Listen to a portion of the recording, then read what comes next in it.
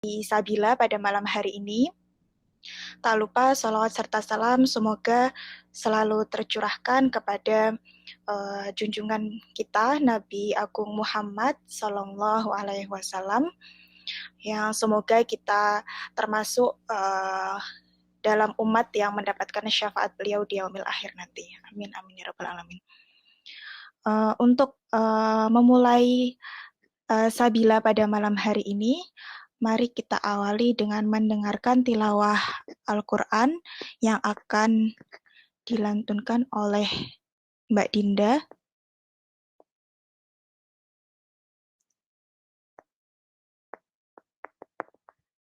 Apakah halo Mbak Dinda?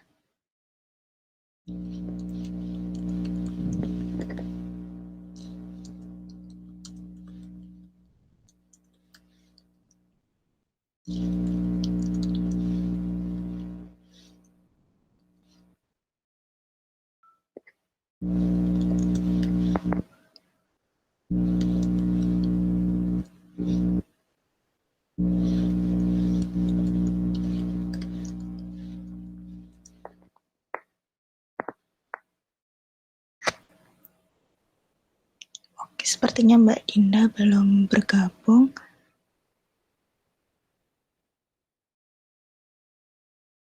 Baik, Bu Yanti, apakah bisa bantu untuk membacakan? Baik. Ya, insyaallah. Silakan Bu Yanti. A'udzu billahi minasyaitonir rajim. Bismillahirrahmanirrahim. Wa min haitsu kharajta fawalli wajhaka shatral masjidil haram wa haitsu ma kuntum fawallu wujuhakum shatrahu li'alla yakuna lin-nasi 'alaikum hujjatun illa alladhina zalamu minhum fala takhshawhum wakhshawni wa liutimma ni'mati 'alaikum wa la'allakum tahtadun.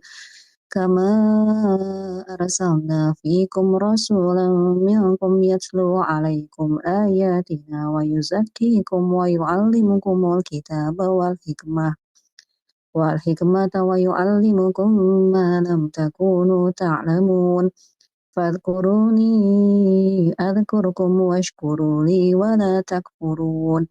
يا أيها الذين آمنوا استعينوا بالصبر والصلاة إن الله مع الصابرين. Dengan menyebut nama Allah yang Maha Pengasih lagi Maha Penyayang. Dan dari manapun engkau Muhammad keluar, maka hadapkanlah wajahmu ke arah Masjidil Haram. Dan di mana saja kamu berada, maka hadapkanlah wajahmu ke arah itu, agar tidak ada alasan bagi manusia untuk menentangmu, kecuali orang-orang yang zalim di antara mereka.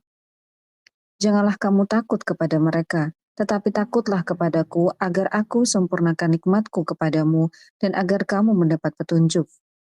Sebagaimana kami telah mengutus kepadamu seorang Rasul Muhammad dari kalangan kamu yang membacakan ayat-ayat kami, menyucikan kamu, dan mengajarkan kepadamu kitab Al-Quran dan hikmah, serta mengajarkan apa yang belum kamu ketahui. Maka ingatlah kepadaku, aku pun akan ingat kepadamu. Bersyukurlah kepadaku dan janganlah kamu ingkar kepadaku. Wahai orang-orang yang beriman, mohonlah pertolongan kepada Allah dengan sabar dan sholat. Sungguh Allah beserta orang-orang yang sabar. Maha benar Allah yang Maha Agung. Assalamualaikum warahmatullahi wabarakatuh. Wabarakatuh. Jazakillah khair Bu Yanti. Semoga bagi yang membaca dan mendengarkan mendapatkan pahala kebaikan dari Allah Subhanahu wa taala. Amin ya rabbal alamin. Baik, langsung saja kita masuk ke acara utama, yaitu materi dari Mbak Sarita. Sebelumnya mungkin saya sapa dulu. Halo Mbak Sarita. Halo Mbak, suara saya dengar? Ya, terdengar Mbak. Terdengar. Ya, alhamdulillah. Apakah akan menyalakan video? Iya, insya Allah ya. Oh, ya. Oke, baik. Sebelum Mbak Sarita menyampaikan materi, mungkin saya bacakan dulu CV dari Mbak Sarita. Bentar.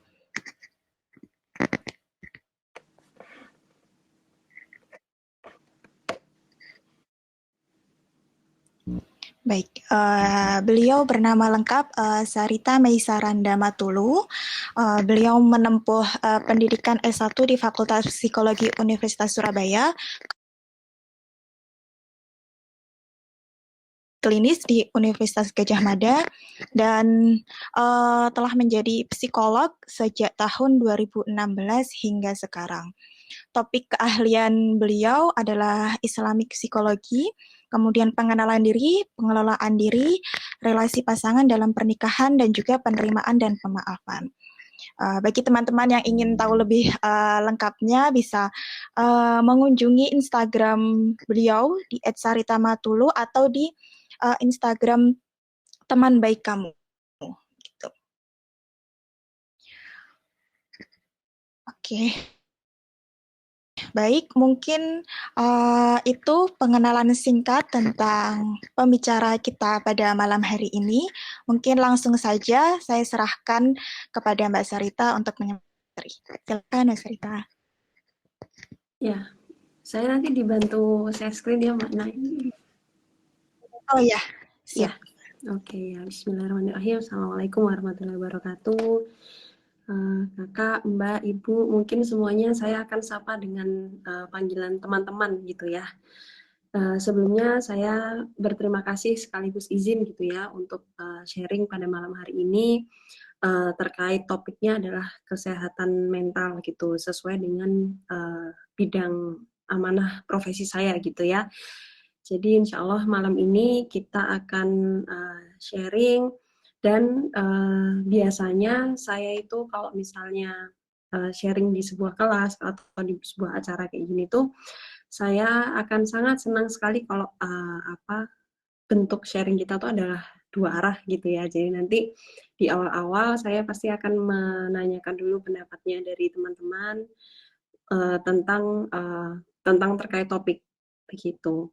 Nah, malam hari ini kita akan berbicara tentang topik yang ditawarkan itu adalah tentang cara menjaga jiwa yang sehat. Nah, sebelum kita berbicara lebih lanjut tentang menjaga jiwa yang sehat, mungkin saya lebih dulu ingin bertanya gitu ya, boleh di next Mbak Nay. Nah, menurut teman-teman di sini, ibu-ibu, mbak-mbak, kakak yang ada di sini, apa sih yang dimaksud dengan sehat jiwa? Boleh saya dibantu menjawab? Ada yang open mic? Jadi yang dimaksud sehat jiwa itu yang seperti apa sih, teman-teman? Artinya teman-teman kalau di sini merasa bahwa ibu-ibu kalau merasa sehat jiwa itu saat aku seperti apa? Nah, itu mungkin boleh dijawab. Sehat jiwa itu yang seperti apa?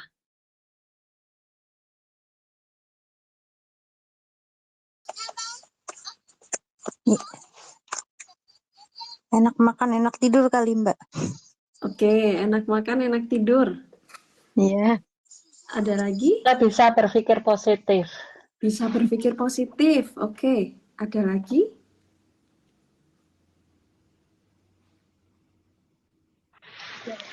Mungkin Sehat jiwa itu yang seperti apa? izin masuk. Mungkin kalau saya pikir, pendapat saya pribadi, saya merasa bahwa gak ada orang yang benar-benar 100% dikatakan sehat, tapi minimal ketika ada tantangan hidup, dia masih bisa menghadapinya dengan sikap yang positif, yang baik, dapat menerima tantangan hidup dengan baik, dan tetap berusaha self-compassion atau kayak membahagiakan diri sendiri gitu loh, apapun keadaannya. Oke. Wah, lengkap sekali ya. Ini mohon maaf saya tidak bisa melihat siapa yang sedang berbicara ini ya. Atau mungkin ya memang seperti ini ya. Ini mohon maaf saya pertama kali menggunakan aplikasi Line. Jadi kepada teman-teman yang menjawab mungkin saya mohon maaf tidak bisa menyapa namanya gitu ya. Terima kasih untuk tadi ibu-ibu yang sudah menjawab. Oke, jadi sehat jiwa itu dikatakan kalau misalnya kita tuh bisa berpikir positif gitu ya, bisa menjalankan atau bisa mengatasi kondisi sehari-hari begitu ya. Terus habis itu tadi dikatakan enak makan, enak tidur gitu ya, sehat jiwa. Oke, boleh next Mbak Nay. Terima kasih untuk yang sudah menjawab. Nah, kapan seseorang dikatakan sedang tidak sehat jiwanya? Sekarang kebalikannya. Kalau ibu-ibu mungkin pernah merasakan seseorang yang dikatakan tidak sehat jiwa itu yang seperti apa? Marah-marah terus. Marah-marah terus, oke. Ada lagi? Merasa hidup Kebaik. tidak berharga mungkin, atau Merasa hidup merasa tidak berharga. tidak ada gunanya, masa depan sepertinya tidak ada ujungnya, atau merasa gagal, seperti itu, frustasi mungkin. Oke, ya itu tadi kayak emosi-emosi negatif gitu ya, yang dirasakan kalau tidak sehat jiwanya. Ada lagi? Ya kebalikannya, susah makan, susah tidur, Susah makan, susah tidur. stres, serba salah. Stres, oke. Ada lagi? Ya, cukup? Oke. Kalau gitu coba kita bahas ya teman-teman, ibu-ibu pelan-pelan. Monggo Mbak Nay, next slide-nya. Nah, ini saya mau memberikan gambaran dulu gitu ya. Tadi ada yang menyampaikan ya, bahwa kayaknya nggak ada deh orang yang 100% gitu, jiwanya itu sehat gitu ya. Nah, kalau di kami gitu, untuk menggambarkan kondisi sakit dan sehat, itu tuh memang kita tidak bisa menggambarkan seperti dua sisi mata uang yang berbalikan gitu ya, ibu-ibu. Jadi artinya ketika kita mengatakan sedang jiwa kita sehat atau jiwa kita sedang sakit, itu tuh kita menggambarkannya bukan dua sisi seperti dua sisi mata uang. Oh, kalau aku sehat, ya aku berarti nggak sakit. Oh, kalau aku dikatakan kalau di kami itu kan bunyinya diagnosa gangguan jiwa ya. Oh, kalau seseorang punya diagnosa gangguan jiwa, oh berarti dia nggak mungkin sehat lagi. Nggak kayak gitu ya. Jadi sakit dan sehat itu berada seperti sebuah kontinum kayak gini, gitu ya. Jadi dia bisa bergeser, titik ini bisa bergeser ke kiri dan ke kanan kalau faktor-faktornya itu tidak terpenuhi dengan optimal, gitu. Jadi kondisi orang-orang yang di mereka yang teman-teman yang didiagnosa gangguan jiwa pun itu dia bisa dalam kondisi optimal sehat gitu ketika ciri-ciri sehat jiwanya itu terpenuhi gitu. Nah, kalau misalnya seorang yang kelihatannya sehat dari luar, nggak punya diagnosa gitu ya, nggak pernah didiagnosa gangguan jiwa tertentu gitu, itu bisa saja dia tetap titiknya ini bergeser ke kiri gitu ya, ke arah sakit gitu. Jadi orang yang sehat sama sakit jiwa itu terganggu jiwanya itu dia bisa berjalan seperti kontinum ini gitu ya. Jadi titik ini bisa bergeser ke kiri dan ke kanan. Jadi ini disebutkan bahwa hanya karena seseorang tidak memiliki diagnosa gangguan jiwa, bukan berarti seseorang dikatakan sehat jiwa gitu ya. Karena psikologis itu bentuknya sangat sangat tersimpan, tersembunyi gitu ya. Mungkin kalau misalnya di hadapan orang tersenyum-tersenyum gitu statusnya di mana di WhatsApp atau di lain atau di Instagram itu kelihatannya bahagia terus gitu ya. Padahal belum tentu aslinya di setiap harinya itu kondisinya sebenarnya berada dalam kondisi yang sama gitu ya. Bisa jadi apa yang ditampilkan dengan apa yang dialami sesungguhnya itu sesuatu yang sangat berbeda gitu ya. Nah, jadi kondisi sehat dan sakit kondisi jiwa kita itu kemudian menurun gitu ya secara kondisi kejiwaan itu bukan sesuatu yang kalau aku sakit nggak ada diagnosa ya berarti aku sehat dong, diriku optimal selalu dong. Atau teman-teman kita yang pernah didiagnosa gangguan jiwa belum tentu juga mereka tidak akan pernah dalam kondisi sehat jiwa lagi gitu ya. Saya kalau berhadapan dengan klien-klien saya, pasien-pasien saya yang dia terkena gangguan jiwa dulu beliau sampai dirawat di rumah sakit jiwa gitu ya, saat gangguannya kambuh pun kalau bentuk simptomnya itu tidak keluar, ya mereka kelihatan sehat-sehat aja gitu. Misal ketika saya lagi ngobrol sama pasien saya, ketika simptomnya halusinasinya itu tidak keluar, ya dia bisa banget diajak ngobrol. Dia bisa nyambung, dia bisa memahami apa yang kita katakan, kita ngomong juga dia nanggepnya bisa gitu ya. Tapi di satu titik nanti tiba-tiba dia bilang tuh, Mbak, tiba-tiba saya tuh kedengeran Mbak ada suara gitu di telinga saya gitu. Nah itu Jadi nah itu baru kelihatan gitu kalau simptomnya itu baru jelas gitu. Padahal tadinya kita melihat ngobrol itu tadinya saya sama dia ngobrolnya enak banget gitu. Barulah kerasa bahwa oh iya orang ini kenapa kok dia tegak diagnosanya dia di diagnosa gangguan tertentu karena ini ada simptom-simptom tertentu. Nah, itu gambaran psikologis itu bisa seperti itu ya. Teman-teman ibu-ibu gitu. Jadi sesuatu yang tampak di luar itu bisa jadi nggak selalu sama dengan apa yang ada di baliknya gitu. Nah ini bisa menjadi gambaran gitu ya bahwa kondisi sehat dan sakit atau jiwanya terganggu itu ya bisa jadi berjalan antara ke titik kontinum kanan ataupun ke kiri. Begitu. Boleh next Mbak Nay. Nah, sehat jiwa ini kalau kita berdasar Undang-Undang Kesehatan Jiwa gitu ya, itu diartikan kondisi di mana seorang individu dapat berkembang secara fisik, mental, spiritual, dan sosial, sehingga individu tersebut menyadari kemampuannya sendiri. Nah, tadi ada yang menyampaikan ya, bahwa bisa mengatasi stres gitu, dapat mengatasi tekanan sehari-hari gitu sebenarnya, kemudian dapat bekerja secara proaktif dan mampu memberikan kontribusi untuk komunitasnya gitu ya. Jadi orang yang sehat jiwa itu dia optimal, dia mampu mengatasi stres sehari-hari gitu ya. Dan dia juga bukan hanya ke diri sendiri, dia pun juga bisa optimal gitu ya untuk berkontribusi ke orang-orang yang ada di sekitarnya, entah itu keluarga, entah itu teman, entah itu rekan kerja gitu ya. Jadi sehat jiwa itu akan bisa tergambarkan secara utuh gitu untuk kita melihat kondisinya seperti itu. Nah, nanti kita akan melihat ya hal-hal yang bisa jadi kelihatan sebagai tanda-tanda mungkin kesehatan jiwa kita menurun itu nanti insya Allah akan kita bahas gitu. Tapi kita bisa lihat di sini bahwa sehat jiwa itu faktor-faktornya itu utuh gitu ya.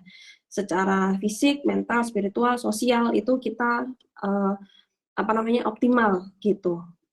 Entah itu ke dalam diri, fisiknya sehat, kemudian secara spiritual kita juga sehat, kemudian secara psikologis kita bisa menangani stres sehari-hari gitu ya, dan kita juga bisa proaktif gitu untuk melakukan aktivitas kita, pekerjaan kita, kuliah kita gitu ya, dan mampu memberikan kontribusi untuk komunitasnya atau lingkungan sekitarnya. Begitu, ini kita membahas artinya dulu. Next, Mbak Nay. Nah, stres ini stres itu jangan digambarkan seperti ibu-ibu yang meskipun ini tinggalnya di Taiwan mungkin masih ingat ya, mungkin orang-orang yang di pinggir jalan kalau di Indonesia gitu ya, di pinggir jalan kemudian nggak pakai baju gitu ya, mungkin kan ada orang yang menggambarkan oh itu stres tuh gitu, karena kan mungkin di labelnya kayak gitu, oh orang stres tuh yang kayak gitu ya, padahal ya orang stres tuh kayak kita ini juga gitu ya, bahwa kita ini setiap hari bahkan mungkin setiap detik, setiap menit gitu ya, kita itu bisa jadi berada dalam kondisi yang stres gitu ya, hanya saja itu tadi rentangnya bisa jadi berbeda gitu. Nah, stres itu kalau diartikan itu adalah sederhananya adalah reaksi seseorang baik secara fisik maupun emosional, mental ataupun psikis apabila bertemu dengan kondisi yang dirasa menekan atau perubahan dari lingkungan yang mengharuskan seseorang menyesuaikan diri. Jadi stres itu sederhana sekali sebenarnya itu adalah tekanan gitu. Apapun yang terasa menekan kita, yaitu bisa jadi titik-titik stres yang muncul gitu. Misalnya tadi saya bilang ya, stres itu bisa bergulir bahkan setiap menit, setiap detik gitu. Kita misalnya lagi ngerjain sesuatu, terus habis itu tiba-tiba ditanyain anak nanyain misalnya, "Ma, bajuku tadi ditaruh di mana?" gitu. Terus kita belum selesai ngerjain ini, belum bisa jawab dia, suami nanya lagi gitu, "Bu, tadi naruh ininya di mana ya?" gitu. Nah, itu belum bisa ngejawab semuanya aja, itu kita bisa jadi, aduh, ini sebentar dong, gitu. Mau jawab yang mana duluan? Nah, itu bisa jadi, bisa masuk dalam, angka atau titiknya itu tadi bisa bergeser gitu ya, titik kontinumnya tadi itu bisa bergeser gitu.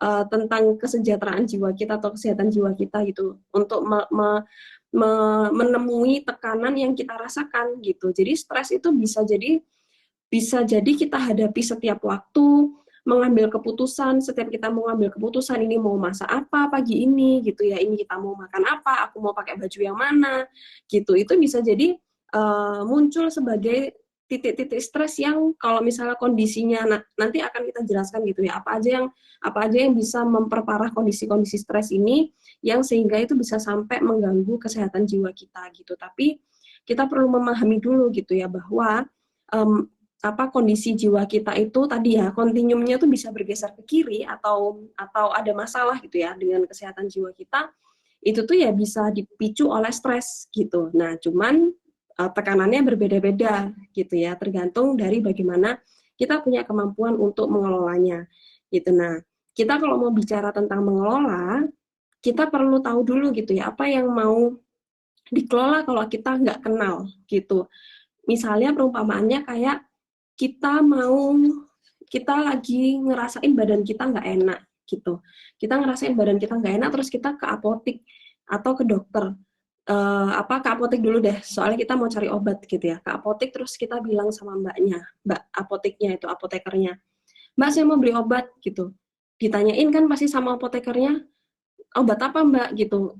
Buat apa gitu, sakit apa? Nggak tahu deh, pokoknya badan saya nggak enak gitu. Nah, gimana caranya apotekernya itu bisa tahu gitu ya, obat apa yang cocok buat kita, yang cocok dengan sebenarnya gejala kita, yang cocok sebenarnya kita nih untuk menyembuhkan, karena menyembuhkan kita nih sebenarnya sedang sakit apa gitu ya. Kalau kita sendiri tuh nggak kenal, sebenarnya ini badanku nih kenapa sih, kan akan beda ya kalau misalnya kita datang ke apotik, kemudian kita akan bilang gitu, "Mbak, oh saya sakit batuk mbak, udah 3 hari gitu, 3 hari pasti kan apoteknya terus apotekernya akan nanya, disertai demam nggak mbak atau berdahak nggak mbak gitu.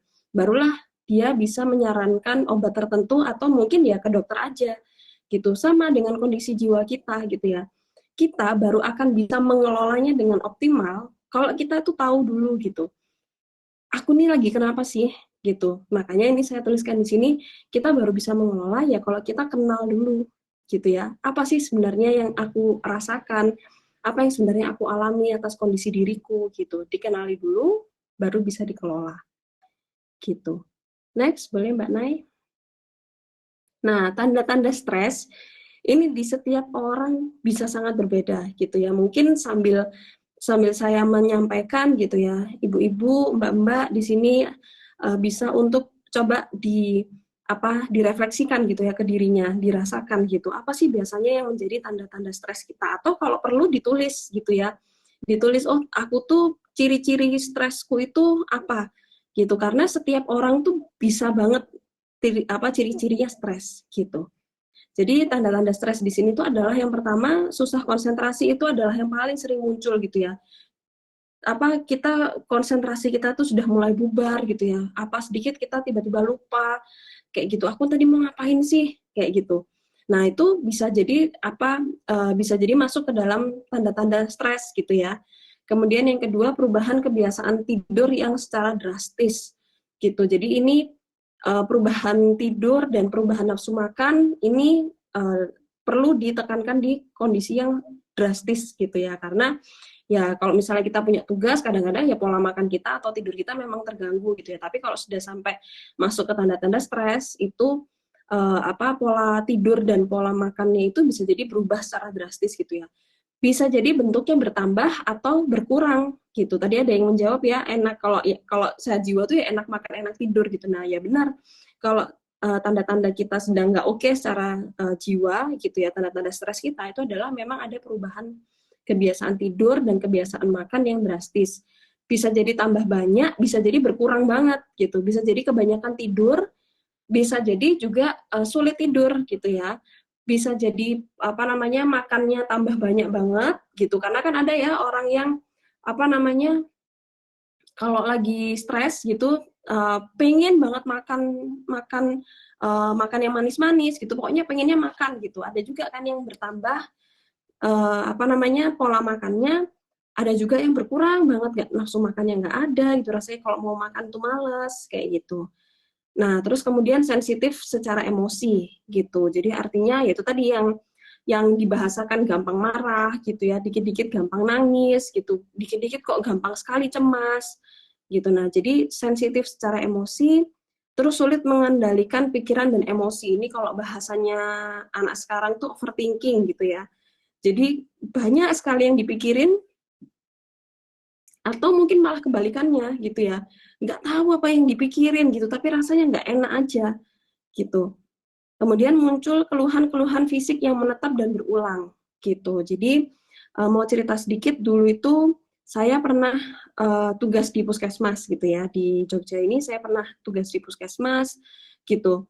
Jadi ada pasien-pasien yang mereka keluhannya itu misalnya sakit perut, mah gitu ya, diare udah berhari-hari, berminggu-minggu gitu, datang ke dokter, dikasih obat, dicek yang lebih lain, yang lainnya itu kok tidak ada gejala yang sebenarnya memperlihatkan bahaya, tapi dikasih obat kok nggak sembuh-sembuh gitu. Nah, itu biasanya kalau sudah kayak gitu itu akan dirujuk ke polikologi gitu. Nah, nanti baru di polikologi saya akan tanya gitu ya, ngecek gitu ada apa yang dirasakan gitu. Nah, biasanya orang-orang yang datang ke polikologi kalau itu kiriman dari dokter, itu beliau-beliau tuh nggak akan masih akan sulit gitu ya untuk memahami, lah kenapa kok saya dikirim ke psikolog gitu, emang saya ada apa ada kondisi apa gitu, kok kayaknya aku nggak aku tuh baik-baik aja gitu. Tapi nanti ketika sudah mulai digali, sudah mulai ngelakuin percakapan, udah mulai wawancara gitu,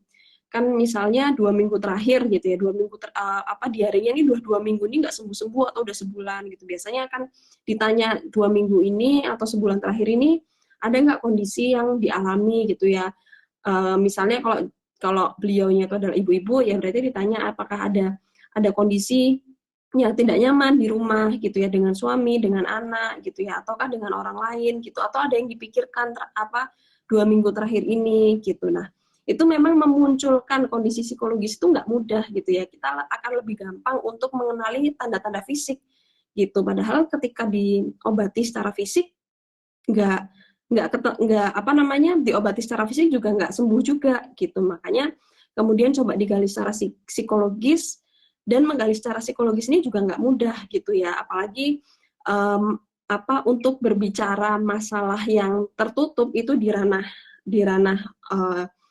budaya kita gitu ya, itu masih tabu gitu ya. Artinya kalau membuka masalah keluarga itu kan kadang dianggapnya masih aib gitu. Jadi membuka atau mencoba untuk menguliti gitu ya lapis-lapis pertahanan dirinya gitu, untuk menceritakan bahwa apa sih sebenarnya yang dikhawatirkan dalam 2 minggu terakhir, itu memang nggak gampang gitu.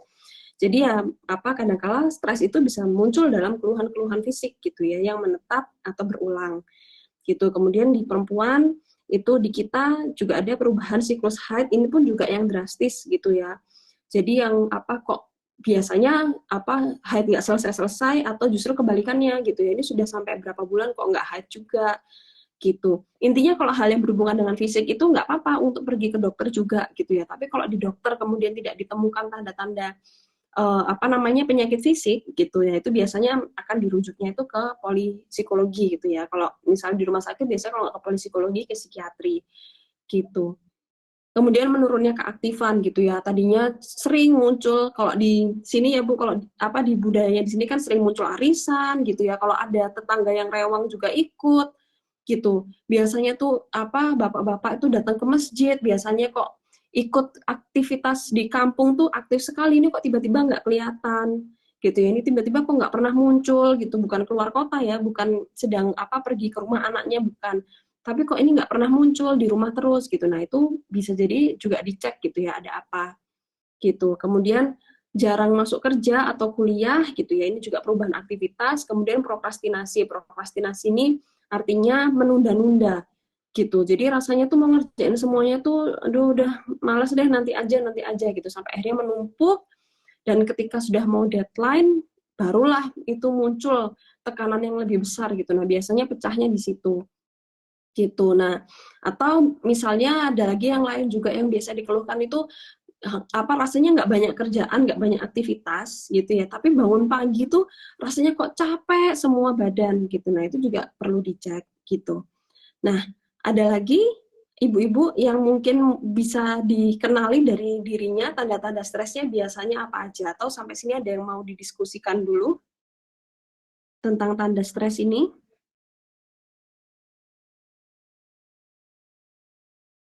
Mungkin salah satunya juga kayak pengennya tidur terus nggak mau beraktivitas seperti itu. Benar. Iya, itu tadi tentang perubahan kebiasaan tidur yang drastis itu ya Bu ya. Jadi ya itu kalau nggak berlebihan bisa jadi kurang banget gitu ya, nggak bisa tidur gitu, atau ya pengennya tidur terus gitu, rasanya badannya kalau dibahasakan secara fisik tuh lemes gitu ya, padahal bisa jadi itu sangat psikologis sekali gitu. Ada lagi? Mohon izin. Tadi kata Ibu sehat jiwa dapat bekerja secara proaktif dan mampu memberikan kontribusi komunitasnya gitu. Itu yang disebut dengan sehat jiwa. Nah, bagaimana dengan orang yang memang dia punya mental illness, misalnya salah satunya tadi stres yang misalnya kayak sensitif tadi, gampang emosian gitu. Dan itu bukan terjadi maksudnya bukan terjadi sekali atau dua kali gitu, tapi memang sering gitu. Nah, tapi di satu sisi dia bisa berkomunitas dengan baik gitu. Nah, berarti apakah ini dia disebut dalam mental illness atau seperti apa? Ya, terima kasih Ibu sudah bertanya. Jadi kalau mental illness, kalau misalnya kita bicara sudah ke ranah gangguan, itu simptomnya bukan cuma satu gitu ya. Biasanya ada segala ada yang bebarengan gitu. Jadi misalnya sebut aja di salah satu gangguan gitu ya, ada yang kemudian dia muncul halusinasi, ada delusi, kemudian dia rawat dirinya buruk, kemudian ledakan emosi yang tidak bisa dibendung gitu ya, kemudian ada intensitas untuk melukai gitu. Nah itu simptom itu harus muncul minimal 3 atau 4 gitu. Jadi kita melihatnya nggak per part gitu. Kalau kita ngomonginnya sudah sampai ke gangguan gitu ya. Nah tapi kita perlu membedakan bahwa orang yang punya emosi marah, emosi menyakiti atau emosi yang sensitif itu belum tentu dia gangguan jiwa gitu. Hanya saja memang pada orang tersebut mungkin punya pengelolaan emosi yang buruk gitu ya. Nah kalau gitu kita biasanya akan membahasnya adalah tentang latihan untuk mengelola emosi gitu. Nah emosi itu bisa jadi pola emosi pada setiap orang, kita semua ini di room ini kita semua tuh punya pola emosi yang berbeda gitu, yang akan muncul kelihatan pemantiknya itu kalau kita ketemu sama pemantiknya gitu. Dan pemantiknya apa, kita yang perlu mengenali. Makanya tadi fungsinya adalah mengenali dan kemudian baru bisa dikelola gitu. Makanya ketika orang-orang yang punya permasalahan emosi ini tidak ketemu pemantiknya, ya dia bisa saja tetap beraktivitas di komunitasnya gitu. Jadi artinya kita kan nggak tahu gitu ya. Misalnya ada misal kalau di kasusnya salah satu klien saya gitu dengan suaminya gitu, dia membahasakannya kayak gini. Suami saya tuh kalau di kantor Mbak itu dikenalnya tuh orangnya tuh baik, bijaksana gitu ya. Maksudnya wah perfect banget lah kelihatannya gitu. Maksudnya dia pekerja yang baik gitu ya, sama anak buahnya dia oke gitu. Tapi kalau di rumah, wah itu kayaknya gampang banget dia itu marah-marah gitu ya. Intinya dia sensitif sekali lah secara emosi gitu. Nah itu jadi artinya apakah ini kemudian bisa dikatakan sehat jiwanya itu optimal? Enggak juga gitu. Bisa jadi kurvanya itu bergeser ke kiri gitu ya. Nah, berarti stresornya bisa jadi ada di rumah gitu, dengan dia punya pola emosi yang tidak cukup baik gitu ketika dia bertemu dengan stresornya. Tapi apakah dia gangguan jiwa? Belum tentu gitu. Jadi gangguan jiwa ini harus ditegakkan oleh profesional dengan simptom-simptom yang dengan kumpulan simptom-simptom gitu. Jadi bukan cuma satu gitu ya.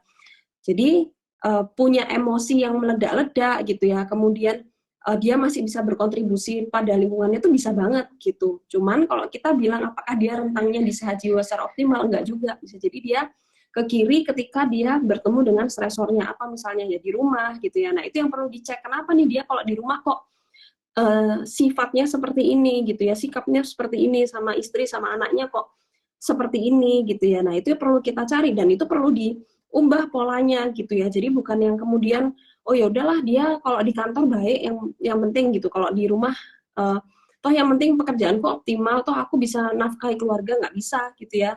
Jadi itu tetap harus dikelola emosinya gitu ya, dan waktu itu ya suaminya tetap harus untuk berlatih mengelola emosi begitu. Jadi ya sehat jiwanya bisa jadi bergerak ke arah kiri, walaupun belum tentu dia punya diagnosa gangguan jiwa gitu. Kita perlu mengenali bentuk pola emosinya dan bentuk-bentuk stresornya gitu Ibu. Semoga bisa menjawab ya Bu.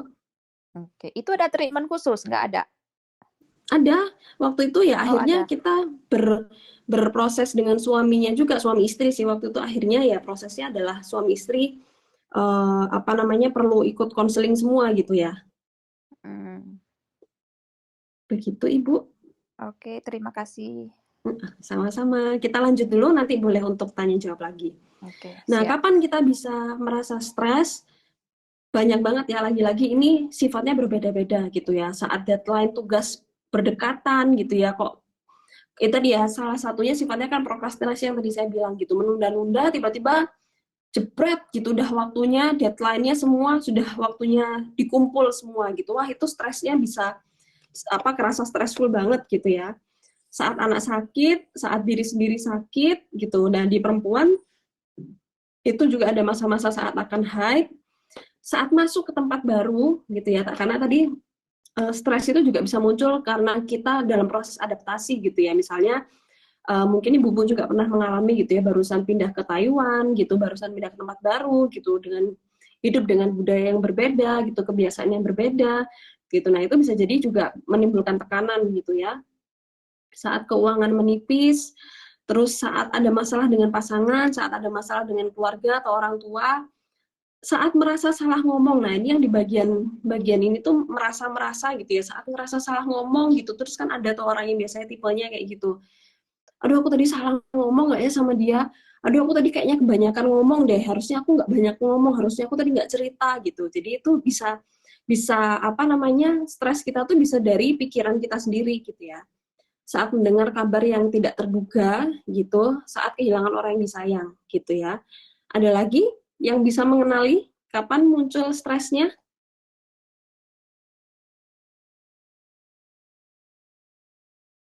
Ada yang tidak disebutkan di sini?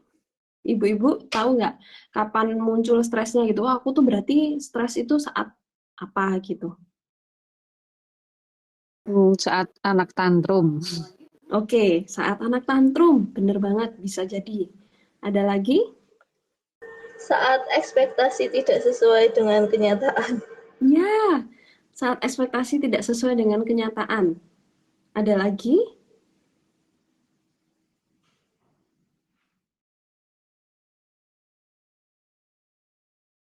Cukup?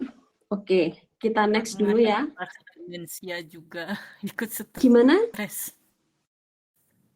Saat menghadapi pasien demensia juga ikut stres. Iya, benar sekali. Gitu ya, para caregiver gitu, wah itu kalau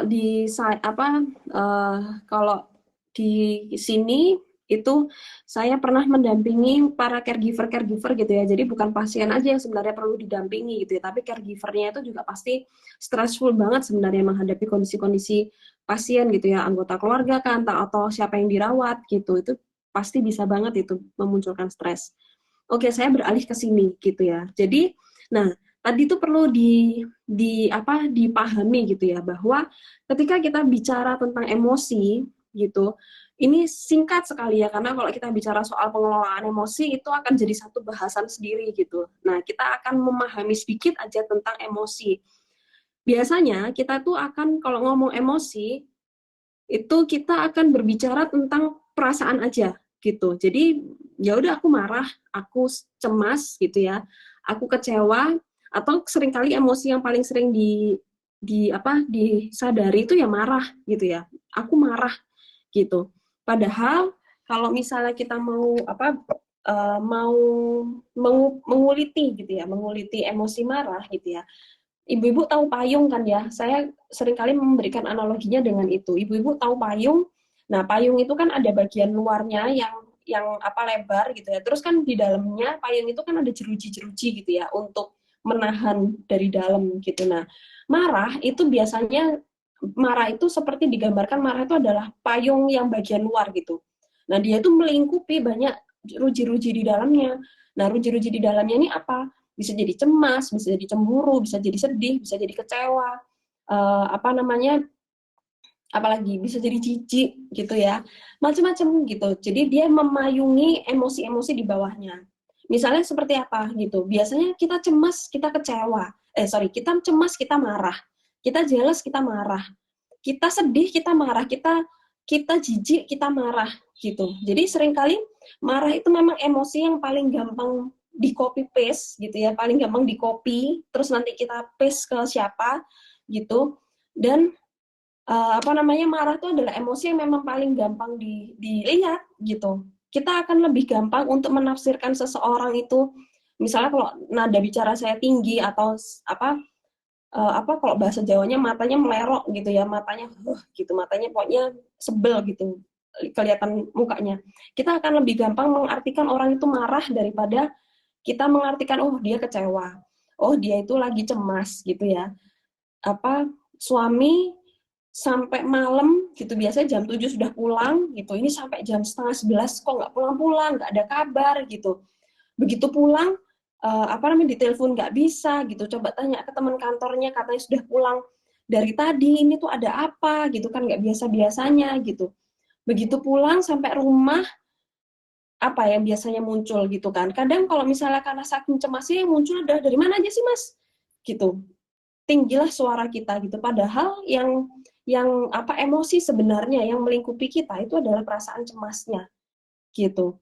Jadi itu tadi, marah itu adalah emosi yang paling gampang untuk dilihat, paling gampang untuk di copy paste gitu ya, paling gampang untuk dinamai gitu. Kalau kita itu marah gitu. Padahal yang namanya emosi itu tuh bukan hanya sekedar rasa gitu. Karena kalau kita nanti akan saya jelaskan gitu ya. Kalau misalnya kita ngomongin emosi itu hanya rasa, nah itulah kenapa akhirnya kita menjadi sulit mengontrolnya gitu. Nah, padahal emosi itu terdiri dari 3 komponen ini sebenarnya gitu ya. Ada satu lagi sebenarnya fisik gitu. Cuman kalau di teorinya dia dituliskannya 3 hal ini gitu. Bahwa dan semuanya itu berakar dari apa yang kita pikirkan gitu, bahwa apa yang kita pikirkan itu akan berefek ke apa yang kita rasakan itu akan mendorong bentuk perilaku kita gitu. Jadi apa yang tadi kita bicarakan itu sebenarnya adalah perasaannya gitu. Perasaannya itu apa? Perasaannya itu adalah yaitu tadi marah, cemas, sedih, senang, jijik, takut, bangga.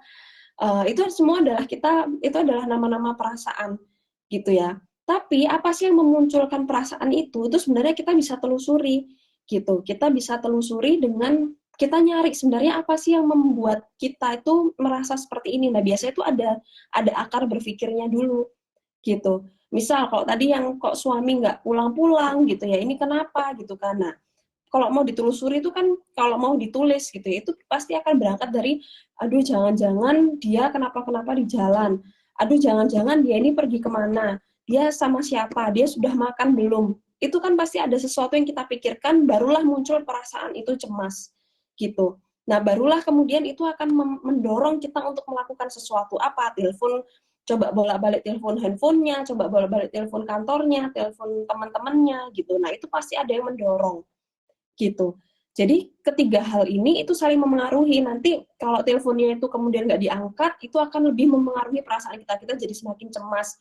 Terus memengaruhi lagi pikiran kita akan makin kacau gitu. Ini kenapa sih sebenarnya dia ini kok sampai jam segini nggak hubungin gitu. Nah, ini terus bergulir seperti itu gitu. Nah, makanya yang perlu kita tangkap itu sebenarnya adalah pikirannya gitu, karena pikirannya itu bunyinya itu adalah pikiran itu bisa dievaluasi gitu ya. Tapi kalau kita hanya menggambarkan emosi itu hanya di perasaan, ya itulah yang membuat dia sulit dikelola. Karena ya sudah, kalau ibu-ibu sering dengar gitu ya, kan apa yang kita rasakan ini perlu divalidasi. Benar, emosinya memang perasaannya memang perlu divalidasi gitu, tapi kita kemudian tidak semerta-merta hanya mengikuti perasaan gitu ya, karena bisa jadi apa yang menimbulkan perasaan itu keliru gitu ya. Kita tadi berpikir jangan-jangan dia kenapa-napa, jangan-jangan dia kenapa-napa gitu. Padahal mungkin di jalan bannya kempes, handphonenya nggak ada sinyal atau handphonenya mati gitu ya. Kita berpikirnya udah yang macem-macem gitu.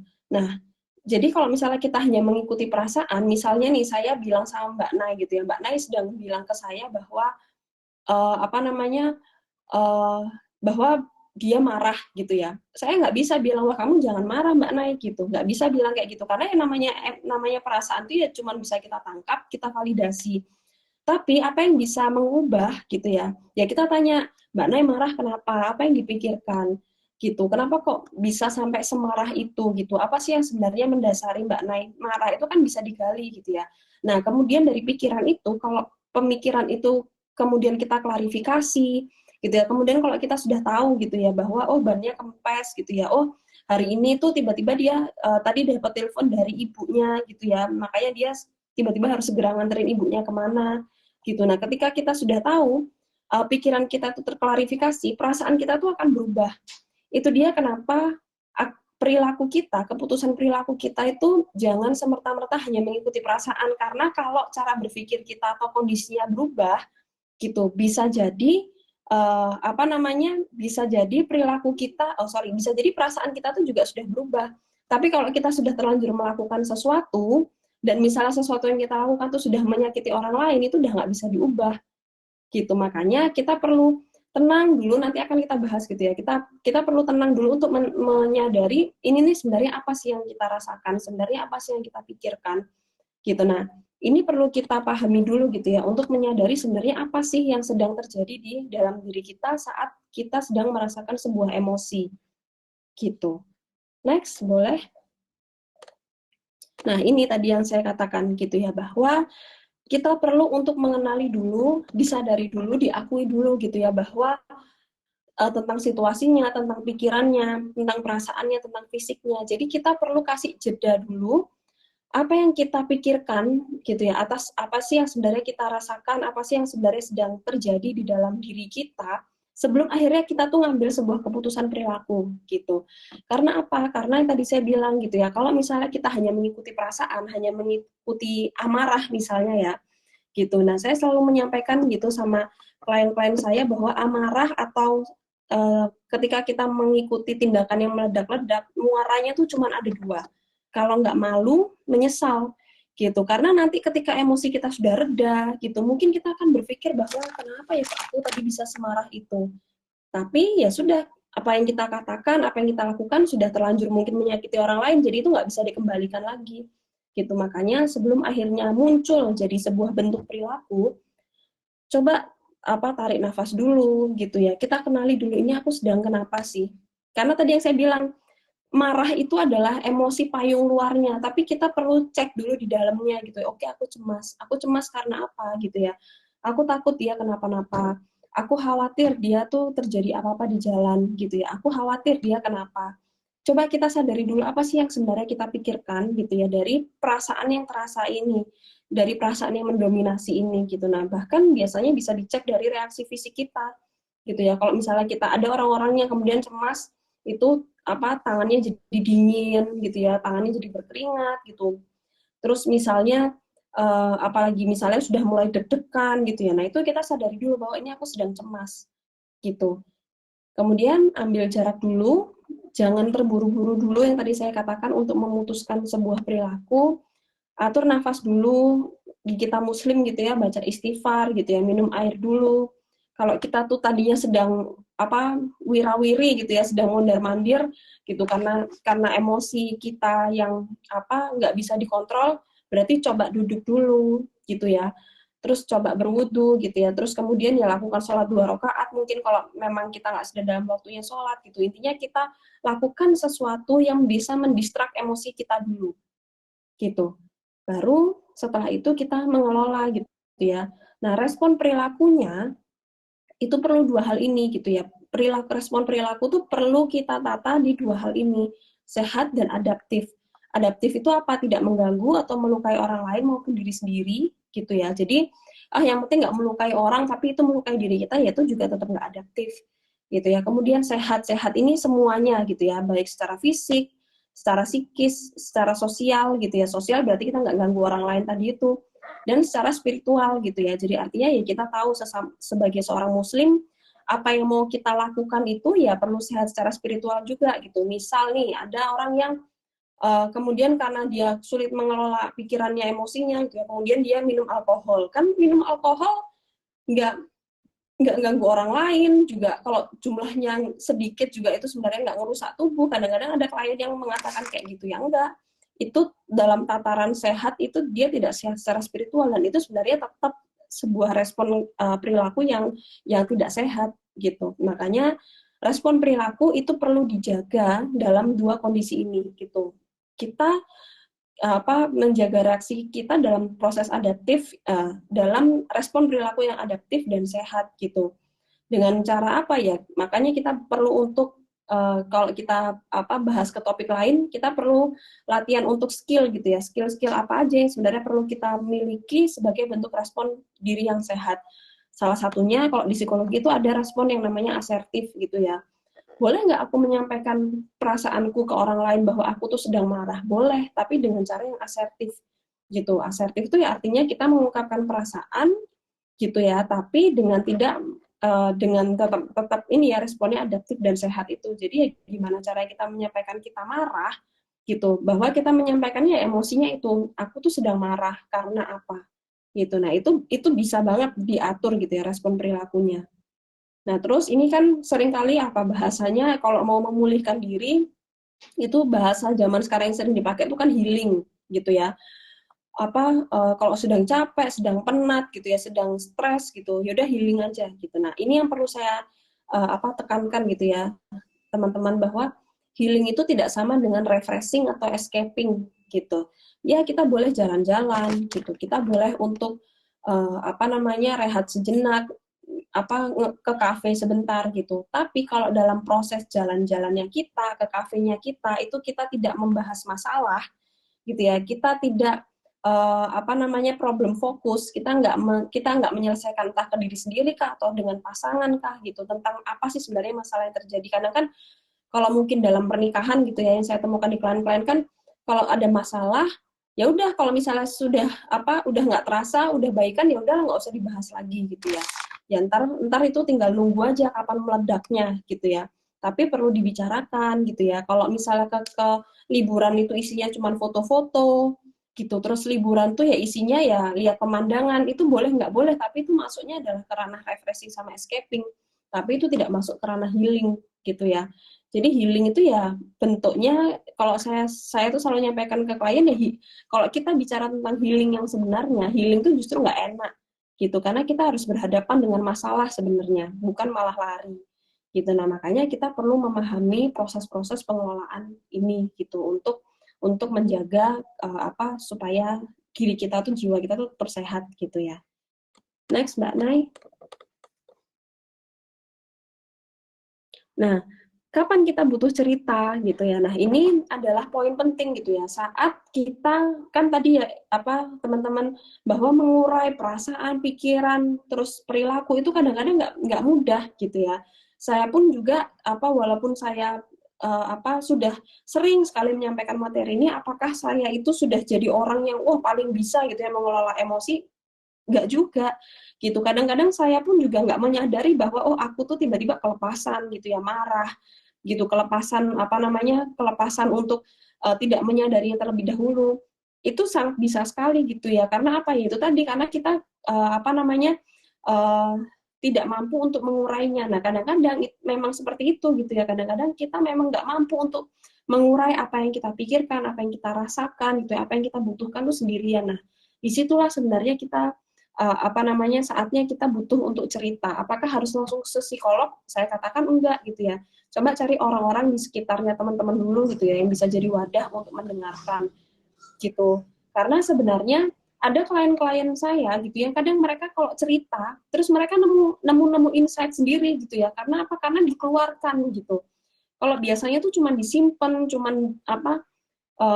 apa bahasanya, jadi ruwet di kepala gitu ya, jadi berat di dada gitu, nggak dikeluarkan gitu. Nah ini dia menceritakan permasalahannya, terus kan sambil dia cerita sambil dia dengar sendiri gitu.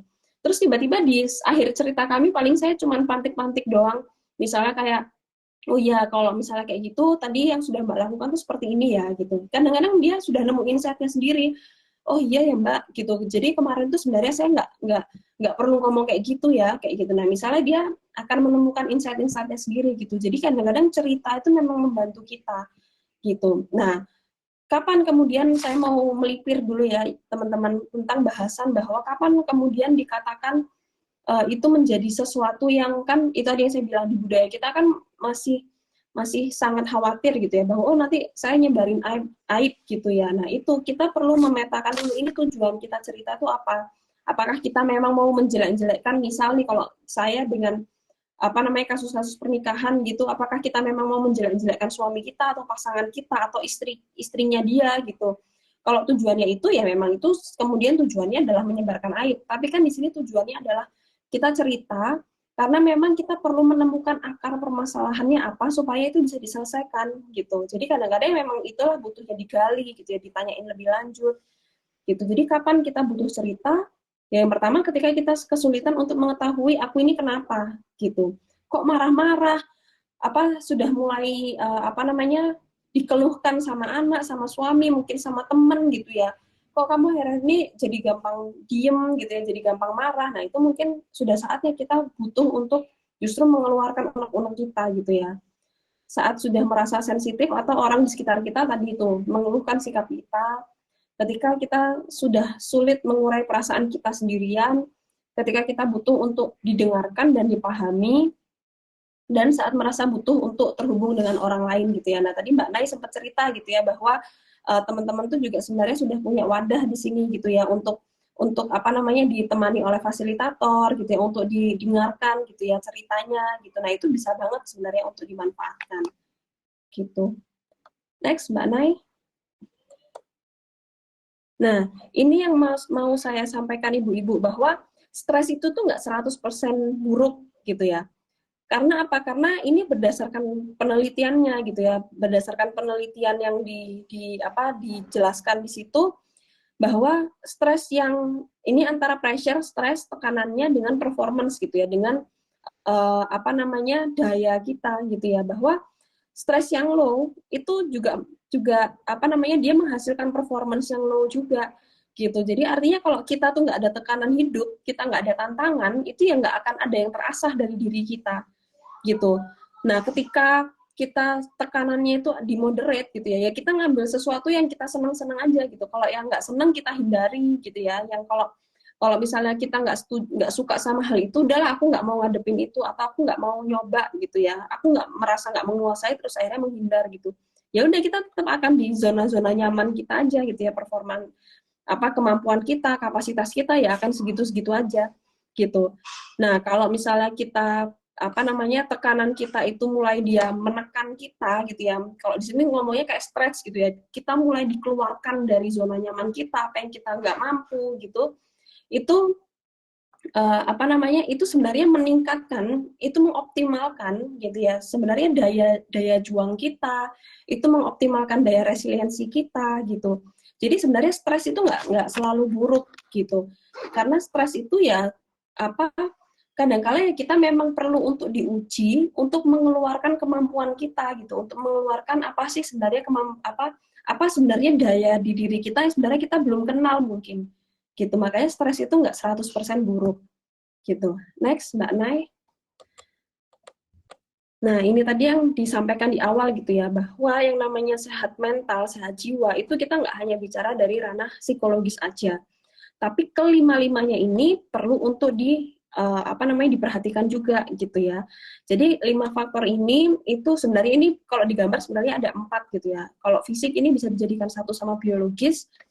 Kita dianalogikan itu seperti kursi gitu yang punya 4 kaki gitu. Kalau nggak ada satu ya kalau satunya rapuh ya yang lainnya akan jomplang gitu. Nah, yang pertama yang paling penting itu ya jelas spiritualitas dan religiusitas kita gitu ya. Kalau kita bicara tentang spirit dan religi, tentang keterhubungan kita dengan Allah gitu ya, itu nggak hanya sekedar apa namanya, misalnya nih kalau yang sering didengar tuh kan, kok saya tuh sudah sholat, sudah zikir, sudah pokoknya udah macam-macam deh bentuk ibadah gitu ya, sudah sholat tahajud, tapi kok masih aja sulit untuk menenangkan diri gitu ya. Nah itu bahwa kondisi apa namanya spiritual dan religi ini bukan hanya tentang kebiasaan atau perilaku ibadah gitu ya, tapi yang paling penting adalah tentang spiritnya gitu ya, tentang keterhubungan kita gitu ya, tentang kita memaknai, tentang kita memahami gitu ya, tentang keterhubungan kita dengan Allah gitu ya. Nah itu yang juga sangat penting gitu ya dari aspek yang spirit dan religi ini.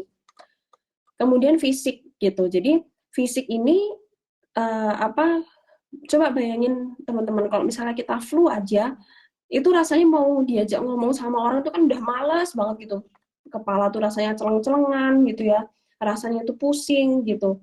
Nah, berarti fisik ini juga termasuk yang perlu dijaga untuk kita menjaga kesehatan jiwa kita gitu. Jadi perlu dicek kalau misalnya kita ngerasa nggak nyaman sama diri sendiri gitu ya, misalnya kok nggak enak sih, pikirannya nggak enak, coba dulu deh dicek gitu ya sebelum kita lari ke macam-macam gitu ya soal apa yang di ranah psikologis yang lebih dalam. Coba dicek dulu, mungkin kita udah makan belum, kita mungkin telat makan, mungkin semalam kita waktu tidurnya nggak cukup gitu, mungkin kita akhir-akhir ini emang nggak pernah olahraga gitu. Nah makanya fisik ini juga sangat memengaruhi gitu ya kondisi psikologis kita. Kemudian biologis, tentu aja di perempuan gitu ya, terutama kita perempuan, tentang hormonal gitu, saat kita mau haid, saat hamil, saat melahirkan, itu akan terjadi perubahan hormon yang cukup besar dan itu akan memengaruhi kondisi psikis kita gitu. Nah tapi bukan berarti kemudian itu dipakai buat excuse gitu ya, bahwa nah kan aku lagi haid gitu ya, makanya aku tuh bisa marah-marah, nggak kayak gitu. Tapi ketika kita sadar bahwa kita sedang dalam kondisi yang tidak nyaman secara semuanya gitu ya, kalau haid kan kita nggak nyaman gitu ya secara psikis, mungkin ada yang kemudian gampang nangis gitu ya, gampang marah-marah, berarti kita perlu menyadari kapasitas kita gitu. Misalnya, oh aku sensitif kalau ngelihat update-annya teman gitu ya, berarti kita perlu untuk nggak ngelihat media sosial dulu gitu, kita lah yang perlu aktif untuk log out dulu gitu ya. Makanya kita bentuknya adalah mengenali supaya kita bisa mengelola, bukan kemudian memakai suatu kondisi sebagai ya udahlah aku memang kayak gini kok gitu ya. Tapi kita perlu mengenali kondisi itu terus berpikir apa sih yang harus dilakukan gitu. Lalu sosial gitu, orang-orang yang terdekat kita tuh siapa, kalau kita ketemu sama mereka, ngumpul sama mereka, biasanya apa yang kita omongin gitu ya, itu akan sangat berpengaruh sekali dengan proses kejiwaan kita gitu ya. Kalau zaman sekarang sosial tuh bukan hanya dari yang ketemu fisik gitu ya, tapi juga ketemu secara online gitu, siapa yang kita follow di media sosial gitu ya, apa yang kita lihat, apa yang kita dengar setiap hari gitu, itu akan sangat memengaruhi kesejahteraan atau kesehatan jiwa kita dan psikologis itu sendiri yang tadi sudah saya jelaskan gitu. Makanya kalau kita mau bilang gimana caranya menjaga kesehatan jiwa kita sehari-hari, itu bukan hanya ketika muncul masalahnya baru kita cari jalan keluarnya, tapi menjaga kondisi kesehatan jiwa kita sehari-hari itu justru menjaganya itu adalah dari kebiasaan kita sehari-hari gitu ya, badan kita yang sehat dijaga, terus keterhubungan kita sama Allah gitu. Terus habis itu kondisi sosial yang kita juga jaga gitu ya. Kita ketemu, kita ngumpul sama teman-teman yang seperti ini gitu ya, yang teman-teman lakukan sekarang ini gitu ya. Kita ngumpul untuk menjadi sesuatu yang bermanfaat. Itu adalah cara kita menjaga kesehatan jiwa yang lebih optimal gitu. Jadi kita nggak nunggu bahasanya tadi kita nggak nunggu stres dulu baru gimana cara ngatasinnya, tapi dari sehari-hari yang kita jaga gitu ya, itu akan sangat membantu kita ketika stres itu melanda gitu. Karena kan kalau misalnya kita sedang berada di dalam tekanan tapi badan kita sehat gitu ya, kita punya support sosial yang oke gitu ya, kita tahu kemana arahnya kita, perlu bersujud gitu ya, perlu bercerita, perlu menangis, itu kan pasti ketika dalam kondisi seperti itu kita akan lebih mudah gitu ya untuk mengoptimalkan kondisi kesehatan jiwa kita lagi. Makanya kondisi untuk mengoptimalkan menjaga kesehatan jiwa itu dijaganya itu dari keseharian kita gitu ya, bukan hanya saat stres melanda gitu. Dan sepertinya ini udah sampai di slide terakhir setelah ini gitu. Nah, ini adalah kalimat penutupnya bahwa yang memulihkan kita, menjaga jiwa kita itu Allah gitu ya, ibu-ibu, teman-teman gitu. Allah heals you. Kita ingat gitu ya bunyinya hadis ini gitu ya, bahwa kenalilah, ingatlah Allah di waktu senang, pasti Allah akan mengenalimu di waktu sempit. Ini yang sebenarnya saya ambil untuk penjelasan saya yang tadi gitu ya, bahwa memulihkan diri, menjaga kesehatan jiwa itu bukan hanya tentang stres, bukan hanya tentang luka dan pemulihannya gitu ya, bukan hanya menunggu nggak enak dulu baru cari jalan keluarnya, tapi dari kebiasaan sehari-hari yang kita jaga, dari apa yang kita dengarkan tadi ya, untuk menjaga pemikiran yang positif gitu, juga akan menentukan sejauh mana permasalahan itu akan mengganggu kita lagi dan bagaimana caranya kita mengelola hal itu. Wallahu a'lam bishawab, itu yang bisa saya jelaskan untuk sharing kita pada malam hari ini. Monggo saya kembalikan ke Mbak Nay, dan mungkin kalau ada ibu-ibu, teman-teman yang mau diskusi, monggo dipersilakan.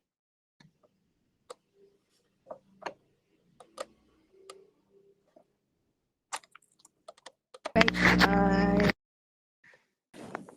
Mbak Sarita atas materi yang luar biasa. Mungkin kita langsung masuk aja ke sesi tanya jawab dari ibu-ibu atau mbak-mbak. Apakah ada pertanyaan? Ada Mbak. Ya, silahkan. Ini saya mau nanya masalah,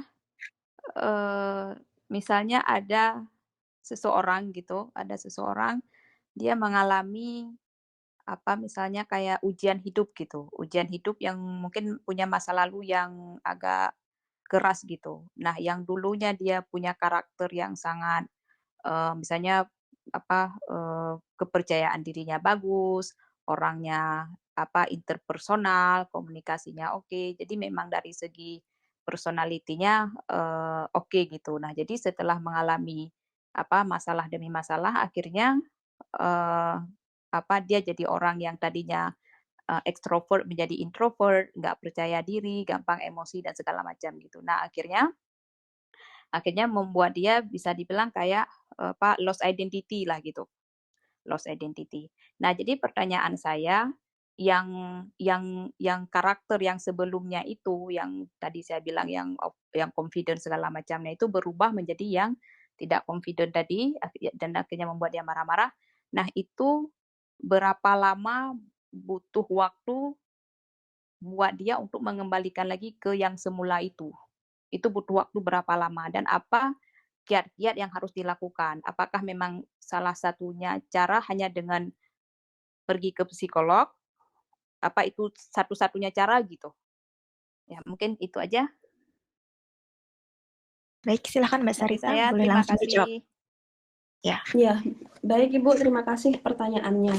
Ya, jadi ketika kita bicara tentang satu kondisinya orang gitu ya, itu kita perlu melihat kalau saya menjelaskan ketika saya berbicara dengan klien dan saya menemukan kondisinya gitu ya, saya akan melihatnya dari banyak kacamata gitu ya, dari masa kecilnya gitu, kemudian bagaimana dia dibesarkan, apa yang kemudian memengaruhi cara beliau berpikir gitu ya, sampai akhirnya dia ketemu satu stresor atau ujian gitu ya, kita nyebutnya adalah ujian gitu, dan itu kelihatan mengubah dirinya gitu. Nah, ini bisa jadi gini, saya mau ngasih analogi gitu ya Bu, saya pernah punya kerabat gitu ya, waktu itu dia cerita kondisinya. Saya mau menceritakan untuk menjadikan analogi gitu ya, sudut pandangnya, bahwa beliau ini tuh orangnya sangat cheerful banget gitu, ceria gitu, pekerjaannya tuh juga pekerjaan yang menyenangkan gitu ya, dia tuh kalau ketemu sama orang tuh pokoknya gampang sekali deket gitu, sampai suatu hari ibunya meninggal gitu, dan dia perempuan ya, dia anak pertama dari 3 bersaudara gitu. Anak perempuan pertama, ibunya meninggal. Nah, berarti kita bisa bayangkan ya, dia jadi anak, berarti kan dia jadi seolah-olah jadi pengganti ibunya di rumah gitu kan. Jadi semua tanggung jawab kemudian beralih ke dia gitu. Nah, kemudian dia datang ke saya dan dia bertanya gitu ya, kenapa ya Mbak, kok saya tuh jadi orang yang berubah gitu.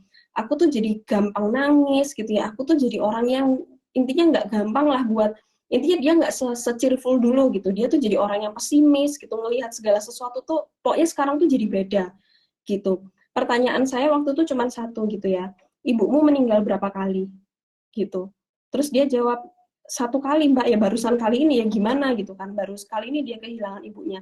Ya iya, artinya itu adalah sebuah kondisi yang kita bisa yang membuat dia itu mengubah banyak sekali aspek di dalam kehidupannya dia gitu. Itu tadi yang saya bilang, dia tiba-tiba jadi orang yang harus bertanggung jawab gitu ya di rumah gitu, yang selama ini mungkin untuk urusan uang, keuangan segala macam itu diurusi oleh ibunya gitu, yang kali ini semua tanggung jawab ngurusin adiknya, bangun pagi semuanya yang dia harus mikirin, gimana adiknya, gimana masa depan adiknya, bapaknya ini akan seperti apa diurusinnya gitu, itu semua turun ke dia gitu. Nah, ini kan muncul beban baru gitu ya, kalau kita membahasakannya beban gitu ya, beban baru ke dia dan banyak sekali yang harus dipikirkan, dan itu membuat dia ya jadi berubah untuk memikirkan ini semua gitu. Jadi ya memang di sini kita bisa lihat bahwa satu event itu bisa saja memang memengaruhi kehidupan seseorang gitu ya. Nah, tapi memengaruhinya seperti apa? Nah, ini perlu kita dengarkan, perlu kita lihat gitu ya, bahwa kenapa kok ini bisa terasa sangat berat buat dia gitu, karena kita bisa melihat bahwa ternyata sesuatu yang terjadi ini itu mengubah banyak aspek hidupnya gitu. Makanya itu perlu, itu bisa kita lihat dari satu kondisi ini gitu. Misalnya kita membahasakan, nah kan kok dia dari orang yang itu dia misalnya positif sekali, tiba-tiba itu kelihatannya tuh hilang gitu. Ya itu tadi, karena mungkin stresornya ini itu mengubah banyak aspek gitu di hidupnya gitu, makanya itu bisa jadi sangat memengaruhi. Nah, apakah yang bisa yang bisa membantunya itu adalah hanya dengan pergi ke profesional? Untuk pertama iya gitu, artinya dia mungkin kalau memang diperlukan ya dia memang perlu pendampingan secara profesional. Tapi pergi ke psikolog itu tidak berarti kemudian jadi kayak ketok magic gitu ya, bahwa kalau sudah ke psikolog kemudian seseorang itu pasti akan langsung sembuh. Saya selalu bilang sama klien saya gitu ya, entah itu kalau klien offline, entah itu klien online gitu ya. Kalau di offline saya selalu bilang, misalnya pada sesi saya gitu, saya selalu bilang tantanganmu yang sebenarnya itu adalah setelah kamu keluar dari ruangan ini. Gitu pun kalau di online, saya akan selalu bilang pada beliau, klien saya, tantanganmu yang sebenarnya itu adalah ketika kamu menutup laptop gitu ya. Karena apa? Karena dia yang akan mengupayakan atau mencoba gitu ya, apa yang sudah kita rangkai di dalam ruangan gitu ya, untuk dicobakan di kehidupan sehari-hari. Jadi artinya ke psikolog pun itu seseorang itu tetap perlu untuk mencoba atau mengusahakan hal-hal yang tadi sudah dirangkai gitu di dalam ruang konseling gitu. Misalnya ada PR, ya PR-nya itu memang harus dikerjakan, quote and quote ya, PR-nya itu artinya kebiasaan-kebiasaan baru yang perlu dia ubah gitu ya, cara berpikir yang sudah dibekalkan gitu ya di dalam ruang konseling, dan itu dia coba untuk memakai sudut pandang itu setiap kali dia ketemu sama sebuah masalah gitu. Nah, itu perlu terus-menerus dicoba gitu ya. Nanti ya pasti ada trial and error gitu ya. Nanti dia ngerasa nggak bisa, capek, terus kembali lagi ke psikolog gitu ya. Itu mungkin aja terjadi gitu. Tapi artinya ke profesional itu adalah salah satu ikhtiar. Nah, ikhtiar yang lebih panjang itu adalah justru seseorang atau klien ini tuh mengusahakan nggak di hari-hari di kehidupannya gitu. Jadi saya juga nggak akan mengagungkan gitu ya posisi psikolog gitu ya, karena yang mengubah hati, mengubah kondisi manusia itu tetap Allah gitu ya, dan dengan apa yang kita ikhtiarkan sehari-hari gitu. Ibu, jawaban saya gitu, semoga menjawab Allah misawab. Ya, terima kasih Ibu atas jawabannya. Alhamdulillah Sama-sama, Ibu. terjawab. Baik, apakah ada pertanyaan lain dari ibu-ibu dan mbak-mbak?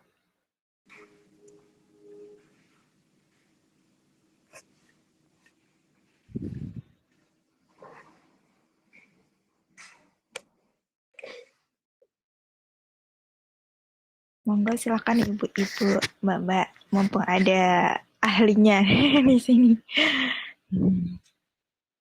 Halo, assalamualaikum Mbak. Ya, waalaikumsalam, Mangga. Itu perubahan head juga bisa dari stres ya? Mohon maaf, perubahan apa Bu? Haid. Oh iya, bisa banget apa siklus haid gitu ya, bisa banget itu dipengaruhi oleh stres. Hmm. Maksudnya misalnya tadinya kan tanggal 15 terus berubah tanggal 1, apa yang tadinya banyak normal gitu berubah jadi sedikit, bisa dari stres gitu ya?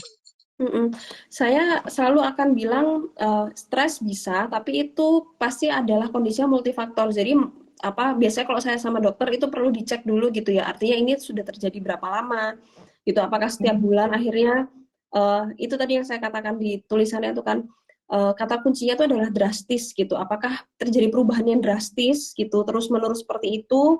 Karena kan kalau perempuan kan banyak faktornya gitu ya. Artinya perlu dilihat apakah memang kondisinya stres gitu, atau juga tergantung dengan usia gitu, juga kemudian tergantung dengan kondisi hormonal di dalamnya gitu ya. Makanya kan biasanya kalau sama dokter dulu ada cek hormon juga gitu ya, karena jangan-jangan itu memengaruhi. Tapi memang bisa juga gitu ya, bahwa stres ini menjadi salah satu faktor yang juga memengaruhi perubahan siklus haid yang drastis. Begitu, Ibu. Oh iya, terima kasih Bu.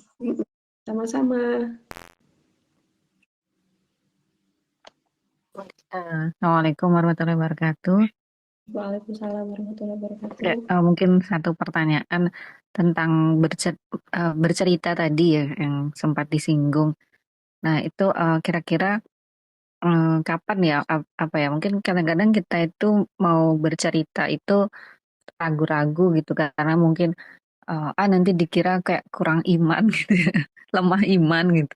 Atau misalnya atau nanti semakin diceritakan semakin teringat-ingat dan semakin sudah biarlah waktu yang menjadi obat misalnya seperti itu. Jadi mungkin kapan ya waktu atau kondisi yang tepat untuk bercerita atau sharing gitu tentang masalah yang kita hadapi seperti itu.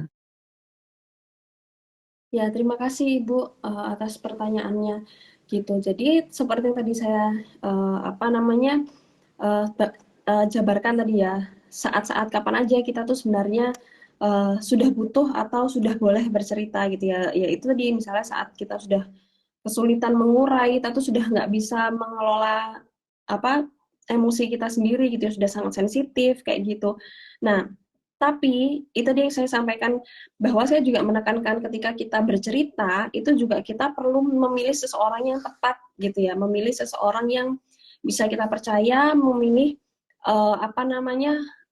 rekan atau kerabat misalnya ke teman gitu ya, itu orang yang benar-benar bisa kita percaya dan dia memahami gitu kondisi kita gitu. Misal kalau di saya sendiri gitu ya, teman-teman saya kan, maksudnya kita punya teman ada beberapa gitu.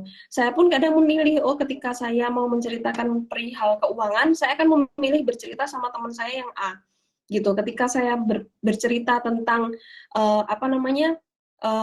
stres gitu ya, masalah pekerjaan, saya akan cerita sama teman saya yang B gitu. Karena apa?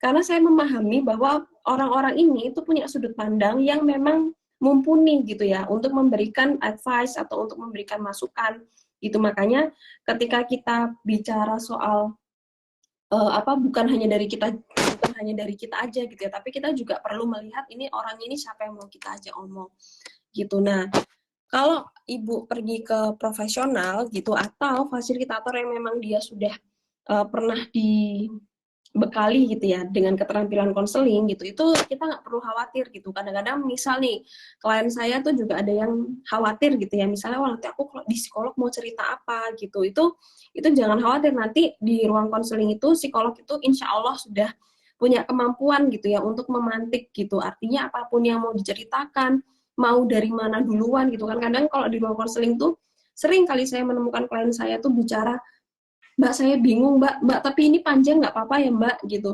Mbak tapi ini kalau lompat-lompat nggak apa-apa ya Mbak gitu. Jadi artinya kadang kan kita bingung, tapi nanti lama-lama dengan keterampilan itu insya Allah psikolog atau konselor atau fasilitator itu akan bisa gitu ya menarik satu benang gitu. Ini tuh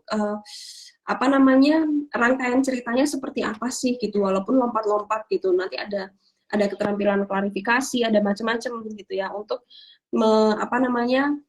melihat gitu ya tentang runtutan cerita ini gitu, dan sampai akhirnya nanti kita tahu akar masalahnya ini ada di mana gitu. Jadi memang benar Bu, saya sendiri juga merasakan gitu ya, kadang-kadang kan kita ngerasa udahlah nggak apa-apa gitu, atau ada juga tuh orang yang mengatakan mau ketemu sama psikolog tapi nanti tiba-tiba sudah enak sendiri gitu jadinya, terus nggak jadi kayak gitu. Maaf, bukan hanya ke psikolog ya, tapi ke konselor atau ke fasilitator gitu. Terus udahlah nggak apa-apa, terus udah akhirnya ini sendiri. Nah ini sebenarnya berhubungan dengan yang tadi saya bilang gitu ya, bahwa kita perlu membedakan antara masalah itu sudah benar-benar rilis atau sebenarnya itu ditekan gitu. Karena kalau misalnya ditekan berarti ya nanti ada yang memantik, bisa jadi dia pecah gitu, dan pecahnya itu malah akan lebih malah akan lebih menyakiti gitu ya. Nah kalau dirilis itu apa ciri-cirinya ya, artinya kita sudah benar-benar bisa memetakan gitu ya, masalah ini itu sudah benar-benar clear, jalan keluarnya itu memang sudah dicari. Kalau itu berhubungan sama orang lain berarti itu sudah diajak bicara, sudah disampaikan. Jadi bukan hanya yang ya udahlah kondisinya udah baikan gitu. Jadi nggak usah dibicarakan, ntar malah munculin lagi gitu. Ya enggak, itu tetap tadi yang saya sampaikan gitu ya, itu perlu untuk dibicarakan, perlu didudukkan bersama gitu. Nah makanya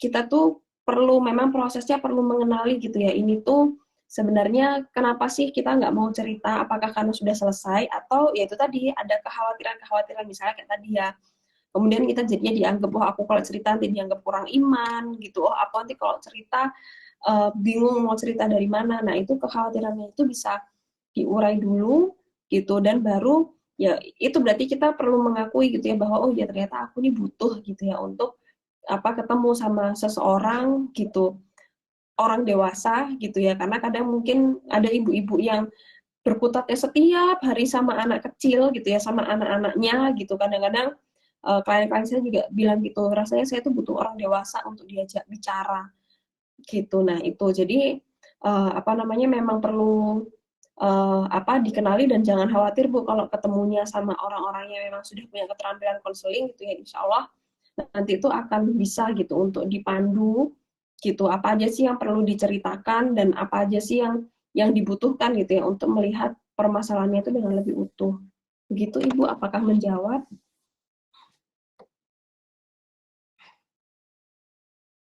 Ya, insya Allah sudah terjawab. Jazakillah khair. Baik.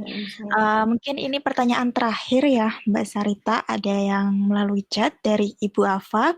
Assalamualaikum Ibu, izin bertanya, normalnya pasangan suami istri itu kan setiap hari harus komunikasi Bu, apalagi yang LDR. Tapi tidak dengan saya Bu, saya dan suami tidak setiap hari komunikasi, bahkan kadang sampai hitungan bulan. Tapi kami tidak dalam kondisi bertengkar. Kondisi ini sudah biasa menurut kami karena sudah berlangsung 10 tahun. Dan saya adalah tipe orang yang jarang sekali cemburu dan curiga terhadap pasangan. Yang ingin saya tanyakan, apakah saya ini masih normal? Menurut teman-teman saya, ini aneh, Bu. Begitu. Silahkan, Sarita. Iya,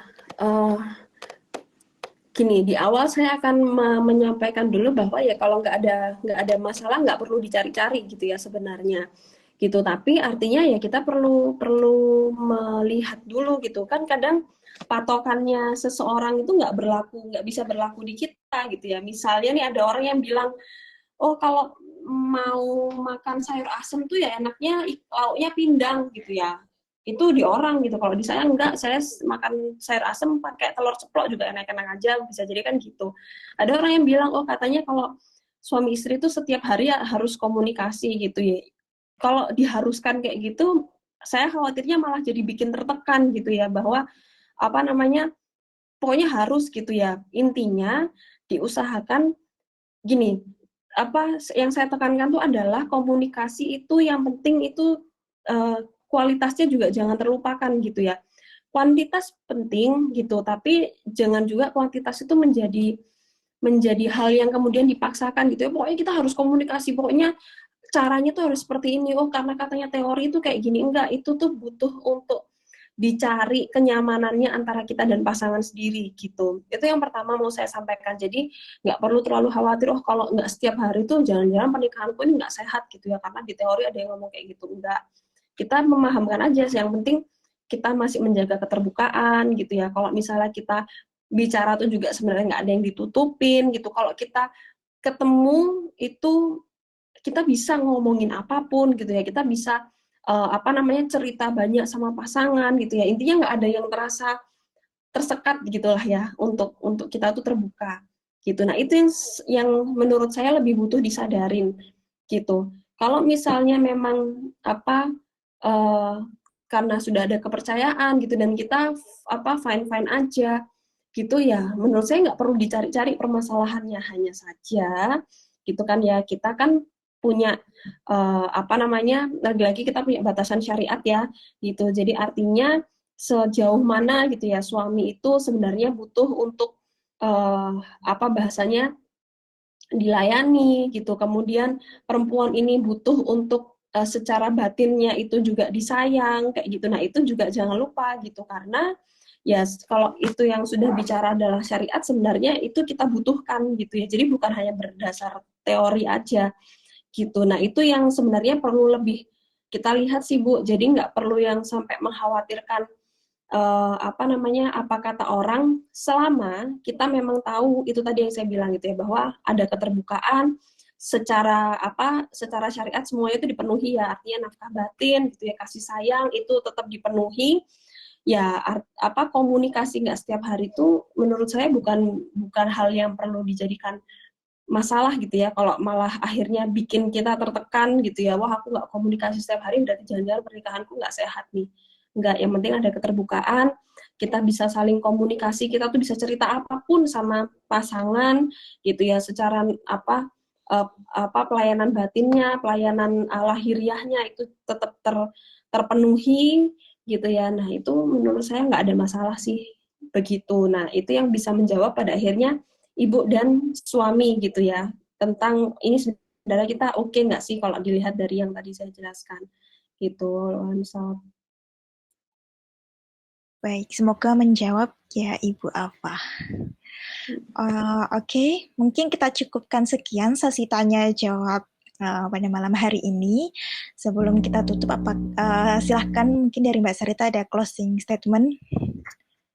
Iya, jadi artinya mungkin saya mau menekan yang bagian yang terakhir itu tadi sih, artinya sehat jiwa kita itu bahasanya, sehat jiwa kita itu standarnya gitu, itu sudah saya jelaskan tadi ya, bentuk penjelasannya seperti apa. Tapi secara teori apa yang saya rasakan, apa yang saya butuhkan gitu ya, apa yang nyaman nggak nyaman bagi saya gitu ya, itu selama tidak bertentangan dengan syariat, setiap orang tuh bisa aja punya jalan yang berbeda-beda gitu ya tentang standarnya gitu. Jadi artinya itu yang perlu kita kenali dari diri kita, perlu kita kelola dari diri kita, karena ya itu tadi setiap orang jalan pengenalan dirinya, pengelolaan dirinya itu bisa jadi berbeda. Makanya tadi kalau mungkin diamati dari pertanyaan-pertanyaannya gitu kan ya, saya selalu menekankan bahwa apa yang ada di saya bisa jadi di ibu-ibu itu berbeda gitu. Makanya tadi saya menjelaskan tentang apa-apa aja yang perlu kita pahami, dan aplikasinya gitu ya, itu perlu kita kenali dari diri kita masing-masing.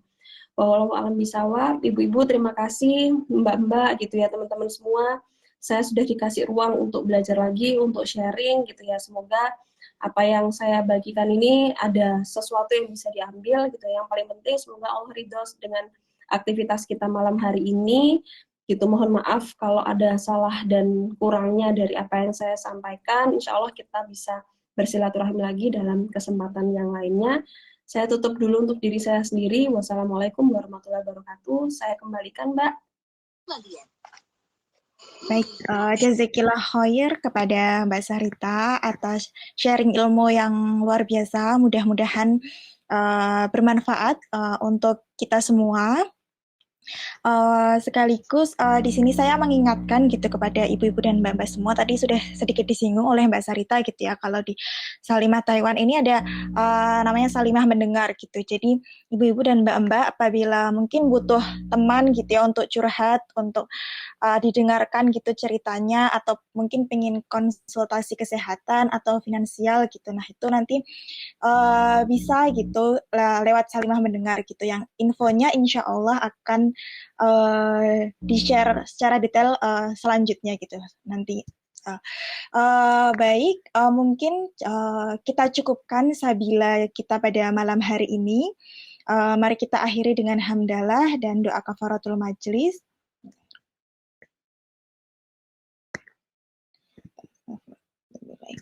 Mohon maaf apabila ada salah kata dan perbuatan.